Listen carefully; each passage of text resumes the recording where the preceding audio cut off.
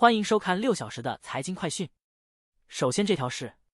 英国计划与 Revolut 举行会谈，强调伦敦作为英国最有价值金融科技的吸引力。下一条，日本央行加息引发市场动荡。上周日，本股市出现历史性巨额资金净流入和流出。尽管日元套利交易平仓给市场带来冲击，但海外投资者仍对日本股市表现出浓厚兴趣。让我们关注近期经济数据缓解了衰退担忧，股市从低位反弹。尽管8月初的就业报告引发了对美国经济健康的担忧，并引发抛售，但标普500指数、GSPC 和纳斯达克综合指数 IXIC 本月均出现上涨。接下来，拜耳公司在法律上胜诉，联邦法律可使其免于承担旗下除草剂 Roundup 致癌的索赔责任。美国一家上诉法院裁定，联邦法律保护拜耳公司不受宾夕法尼亚州一名园艺师的诉讼。接下来这条，德州仪器公司获得16亿美元的芯片法案补助金和30亿美元的贷款，用于资助犹他州和德克萨斯州的工厂项目，预计创造2000个制造业就业岗位。此外，该公司还将获得芯片法案提供的 25% 税收抵免，金额为6至80亿美元。下一条， JetBlue 第3大股东并非机构投资者或知名人士，而是一位电子批发平台执行主席 Vladimir Galkin。 受激进投资者影响， Galkin 持有价值 1.32 亿美元的 JetBlue 股份，与其他大股东并驾齐驱。接下来，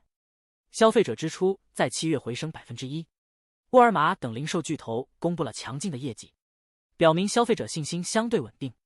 尽管支出可能因月份和收入水平而异，但专家预计支出趋势将恢复正常，不同行业之间的波动将减少。接下来，蒙特利汽车周是汽车界的超级碗，将于本周末举行，届时将举行著名的原石滩老爷车竞赛。在周日赛事前夕，将举办大型老爷车拍卖、新款豪华车发布以及汽车新闻发布会。接下来，美股期货周五小幅变动，此前周四的反弹使得标普500指数和纳斯达克指数抹去了本月抛售期间遭受的损失，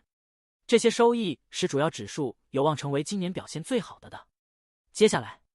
美国股市因积极数据缓解经济衰退担忧而继续上涨，零售销售和通胀数据提振了投资者信心，推动小盘股、科技股和半导体股反弹。交易员减少对美联储大幅降息的预期，